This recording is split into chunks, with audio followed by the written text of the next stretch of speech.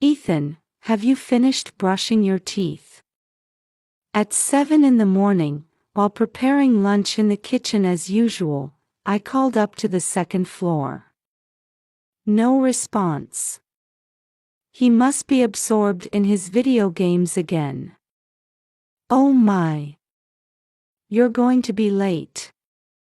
Walking up the stairs, I couldn't help but smile. This morning battle with my 8-year-old son had become our daily routine. When I opened Ethan's door, sure enough, there he was, sitting cross-legged on his bed with his Nintendo Switch in hand. His brown hair was still messy from sleep, and he was still in his pajamas, completely glued to the screen. Mom, just 5 more minutes. I'm fighting the final boss. Didn't you say the same thing yesterday? I gently took away the game console and handed him his school uniform instead. Ethan made a dissatisfied face but started changing obediently. It seemed we still had some time before his rebellious phase. That was a small comfort for me. Is Dad not coming today either? I froze for a moment at his sudden question. Mark, my ex-husband, and I had divorced 3 years ago. Fortunately, it had been an amicable separation, a decision made out of mutual respect for each other's lives. But it was still difficult to explain this to an 8-year-old child. Dad has a big job in Chicago right now. But you'll get to see him next month. Okay. Looking at my son's slightly lonely back, I felt my heart tighten. But this was the best choice for us right now. Life as a single mother working while raising a son isn't easy. My job in clinical research at Midwest Pharmaceuticals is fulfilling, and the salary isn't bad. Still, every day feels like walking a tightrope. Hey, aren't you having dinner with Auntie tonight? Ethan remembered while brushing his teeth. That's right. Today was my monthly dinner with Patricia. My sister, a top sales agent at Elite Homes, always made reservations at the finest restaurants. Looks like work at Elite Homes is going well, she had boasted when we happened to meet at the supermarket last week. She talked about closing one big real estate deal after another. But was I imagining the darkness I sensed behind her bright expression? 10 years of fertility treatments. With each cycle of hope and disappointment, I had watched my sister's heart slowly twist. I had even suggested adoption. But Robert, her husband, was against it. As the owner of Columbus Premium Taxi, he was kind-natured but weak-willed. Lately, I'd been feeling our relationship with my sister and brother-in-law growing colder. I was particularly concerned about Patricia's attitude toward Ethan. Her excessive interest, trying to treat him like her own child. And Robert watching with a complicated expression. Mom, I saw a strange person near school, Ethan had mentioned a few days ago. I'd been worried about his words. I myself had recently felt like someone was watching me. But surely that was just my imagination, born from fatigue. I jumped up when I looked at the clock. It was almost 8 a.m. We needed to hurry and get ready. Another ordinary day in our lives was about to begin. One evening, I sighed in front of the YMCA after-school care center. I was an hour later than planned today. The deadline for clinical trial data was approaching, and before I knew it, it had gotten this late. The recent increase in workload seemed to coincide with when relations with my sister began cooling. I'm sorry, Ethan. I kept you waiting. My son was sinking deep into the sofa, looking tired. Usually full of energy, he was unusually quiet today. He looked as if he were sensing something. It's okay, Mom. My head just hurts a little. When I put my hand on Ethan's forehead, it felt slightly feverish. He might have caught something with the change of seasons.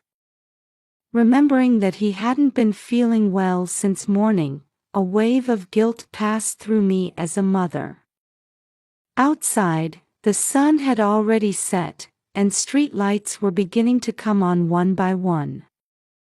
Orange light cast strange shadows on the street. Usually, I would call for a ride, but checking the app showed a 30-minute wait for cars at this hour. Several cars passed on the street, including a yellow taxi. The driver wore a hat pulled low and a mask. Let's take a taxi home today. Taking Ethan's hand, I raised my arm to hail the taxi. The car slowly pulled over. When I opened the back door, the heated interior carried a faint scent of air freshener. A somehow familiar scent. 1422 West Henderson Road, please. When I gave the address, the driver just nodded silently. It felt a bit strange, but focused on getting my tired Ethan home, I didn't think too deeply about it. Later, I would regret ignoring this intuition so much. The taxi started moving quietly. In the back seat, Ethan was leaning against my shoulder.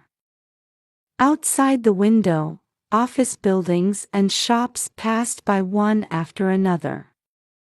Each time the street lights shone in, the driver's silhouette would appear and disappear. However, after about 15 minutes, Ethan tugged at my sleeve with a worried expression.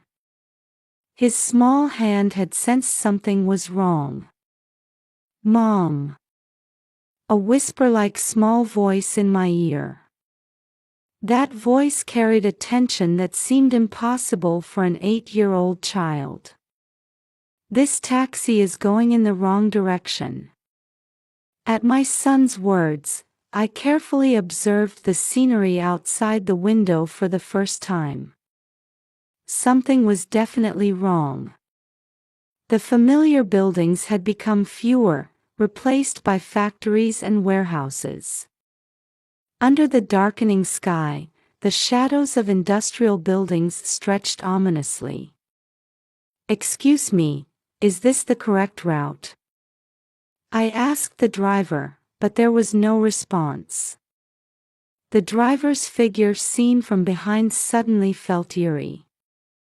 The eyes in the rearview mirror seemed to be deliberately avoiding us. With trembling hands, I took out my smartphone, and an unexpected notification appeared on the screen. The blue-white light illuminated the car interior. Destination has been changed. I felt the blood drain from my face. But trying not to frighten Ethan, I maintained my composure. Maternal instinct urged me to stay calm and think clearly. Hello, Emily. While pretending to make a phone call, I dialed 911. I struggled to keep my voice from shaking. The calm voice of the emergency operator offered a glimmer of hope.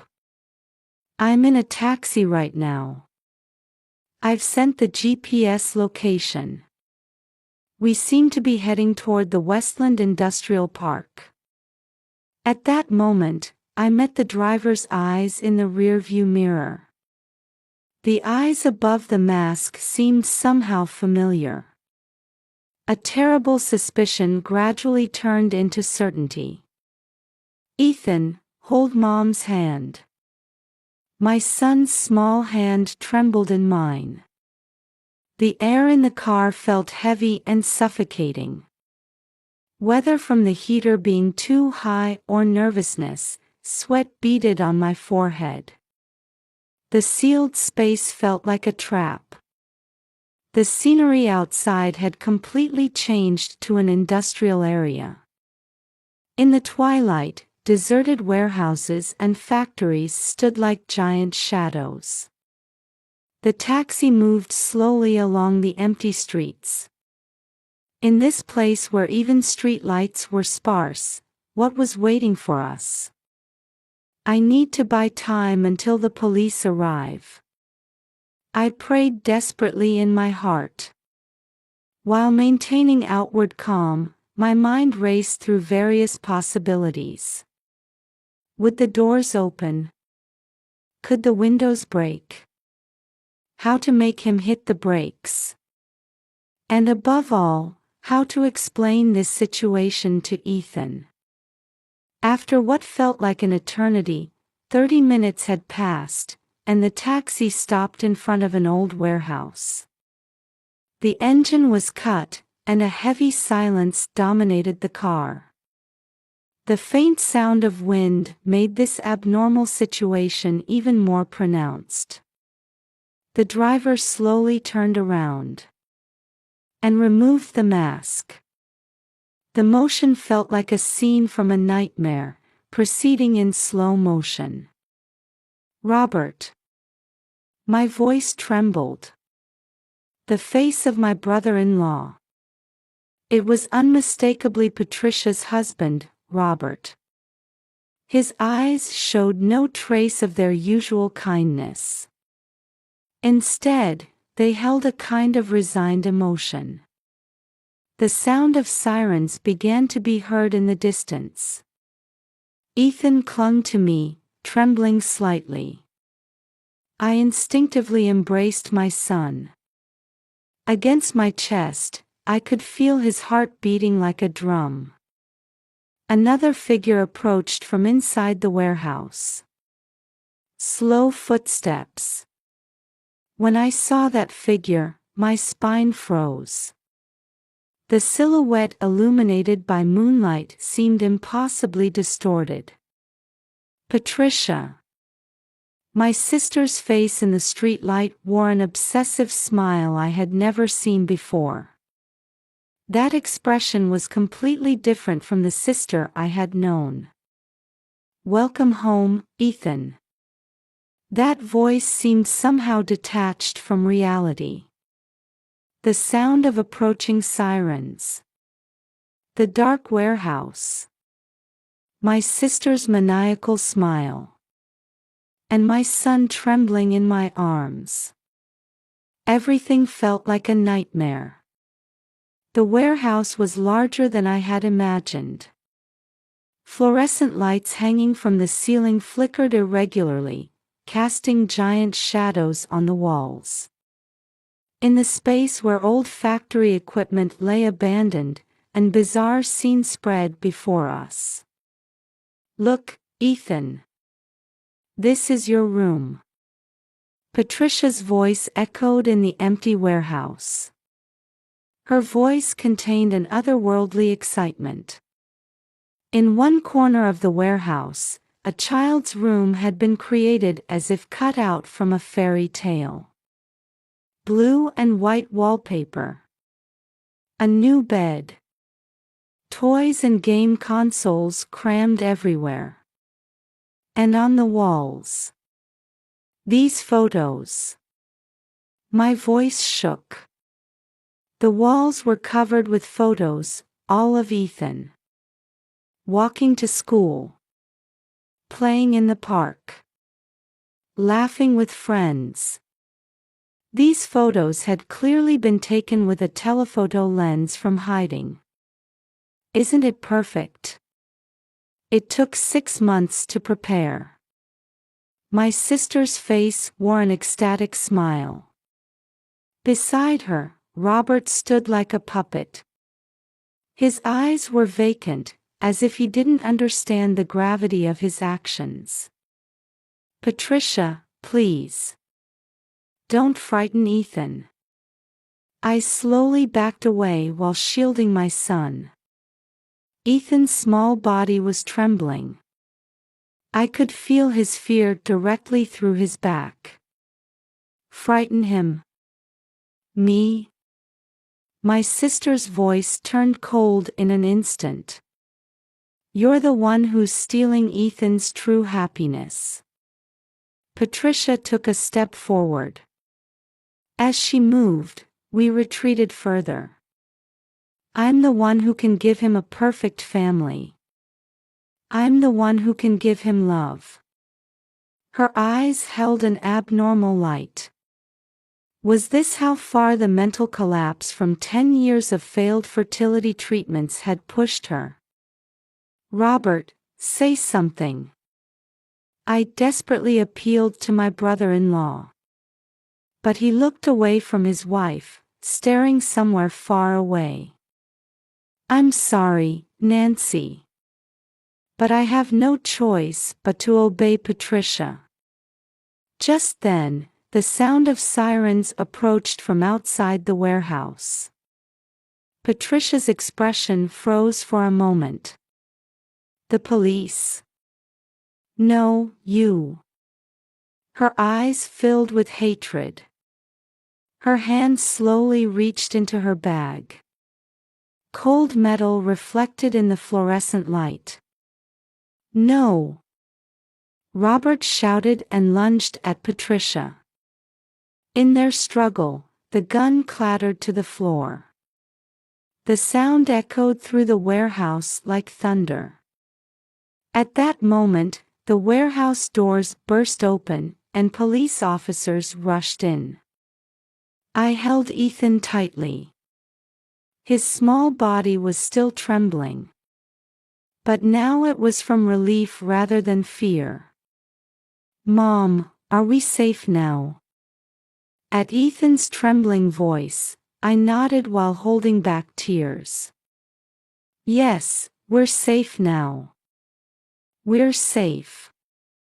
Patricia continued shouting while being restrained by officers. "No. I was supposed to be his real mother. I have the right." Her screams no longer contained a shred of reason. Robert remained silent as he was handcuffed. His expression mixed regret and resignation. We headed to the police station for questioning. In the back of the patrol car, Ethan fell asleep exhausted on my lap. Each time we passed under a street light, his innocent sleeping face would appear and fade away. The interrogation room at Columbus Police Central Station was warmer than I had imagined. Beige walls, soft lighting, and white wooden table and chairs. It created an atmosphere almost incongruously peaceful compared to the nightmare we had just experienced. "So, Ms. Miller, could you tell us everything from the beginning?" Detective Linda Morrison spoke to me in a gentle voice.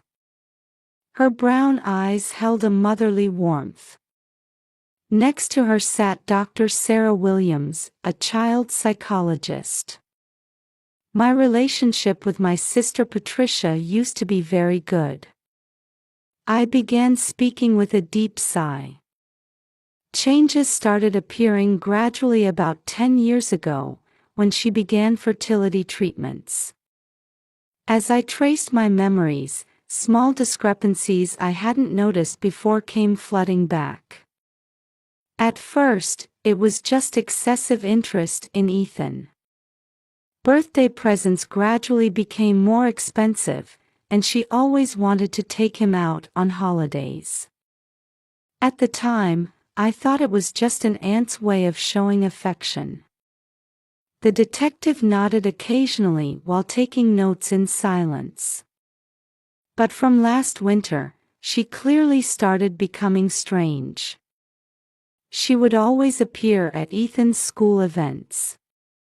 If we went shopping, she would pretend to meet us by chance.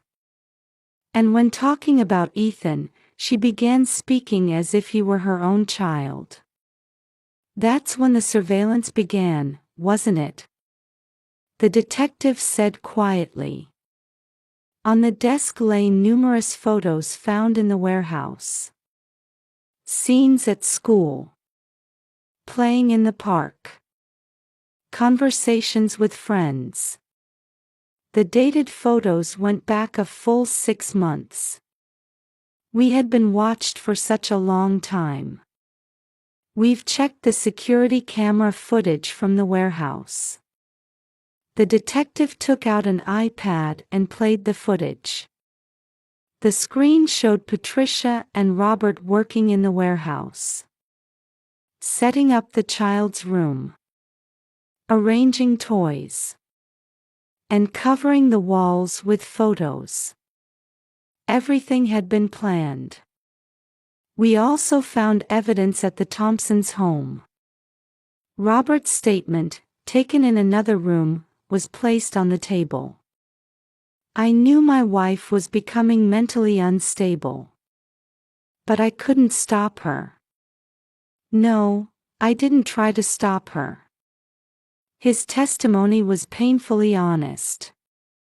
Patricia apparently started planning to adopt Ethan 3 months ago, when it became clear the fertility treatments had failed. At first, she was looking for legal methods, but just then, Patricia's screams could be heard from the next interrogation room. I have the right. I'm the one who can make him happy. Her voice no longer contained a trace of reason. Dr. Sarah began sharing her professional opinion. In Mrs. Thompson's case, the long-term failure of fertility treatments caused serious psychological trauma. Combined with envy of her sister's happy family, her grip on reality gradually distorted. What specific symptoms does she have? I was desperate to understand the reason for my sister's abnormal behavior. We suspect early symptoms of dissociative identity disorder overlapping with delusional disorder. In her mind, Ethan was likely already recognized as her own child. And she retained enough judgment to take planned action to realize this distorted reality. Dr. Sarah's explanation was calm and professional. However, each word deeply pierced my heart. Then, this photo. An old photograph was placed on the table. It was from over 20 years ago, showing Patricia and me as children. Playing with dolls. Innocent smiles. Back then, no one could have imagined this future awaiting us. The questioning continued late into the night. During this time, Ethan was receiving care from child counselors in another room. His voice, occasionally heard, was surprisingly calm. The police highly praised my son's composed response to the crisis situation. When the questioning finally ended late at night, I met Robert in the hallway. He had aged remarkably. Nancy, I'm truly sorry. His voice was filled with deep regret and self-reproach. I should have noticed how desperate Patricia had become. But I pretended not to notice. His confession was painfully sincere. Caught between love for my wife and right judgment, I made the worst choice.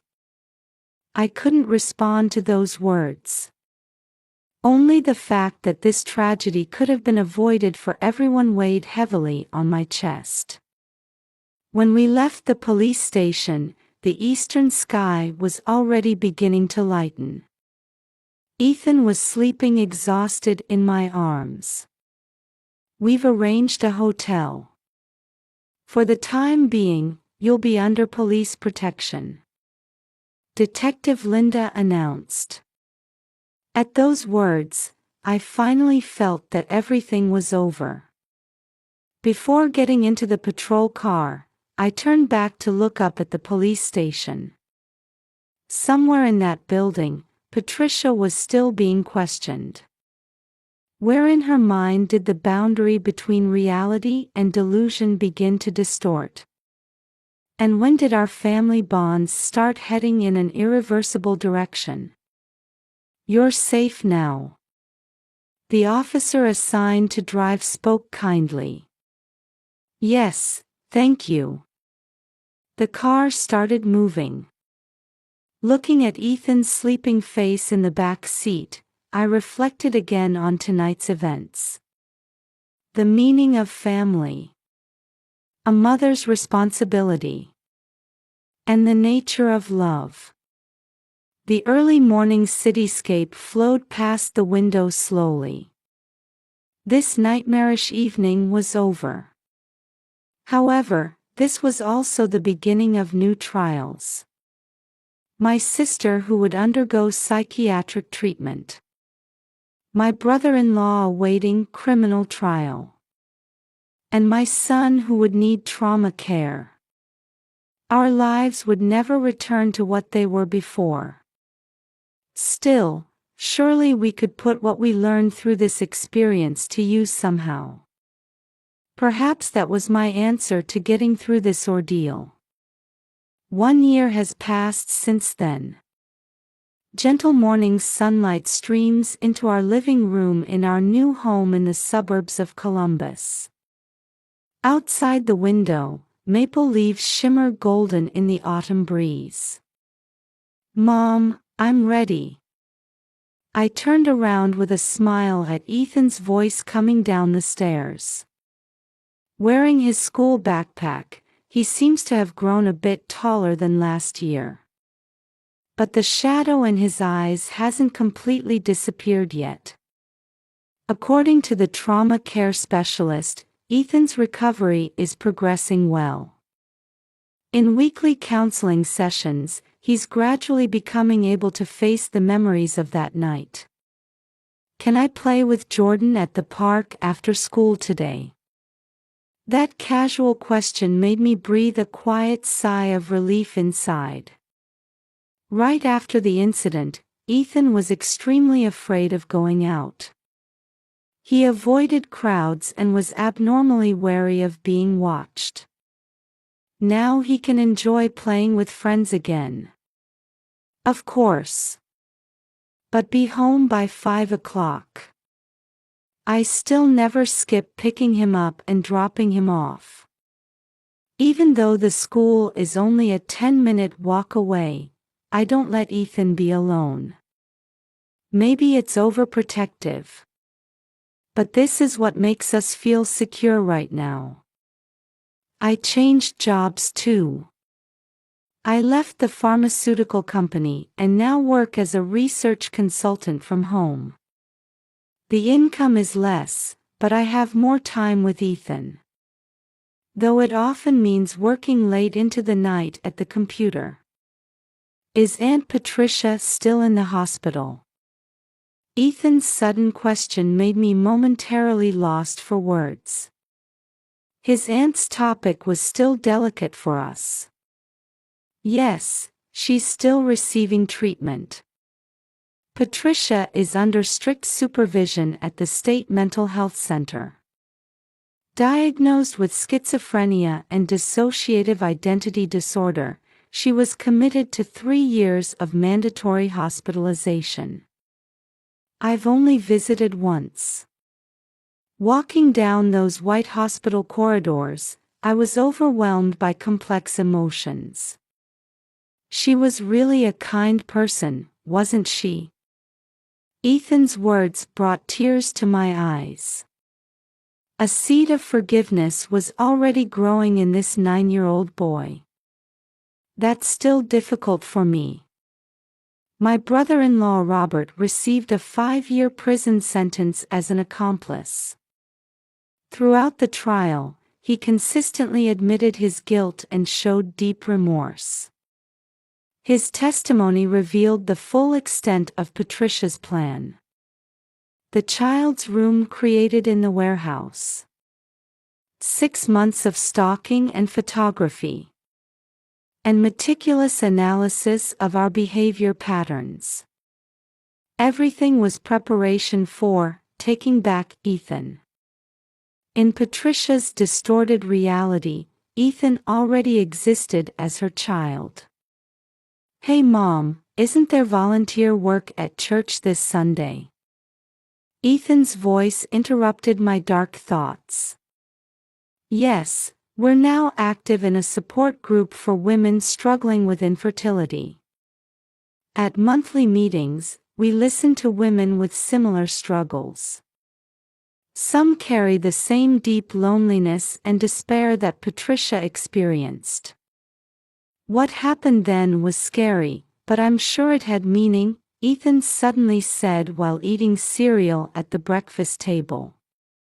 "What do you mean?" "Well, now you understand how troubled people feel, right? And you started volunteering too."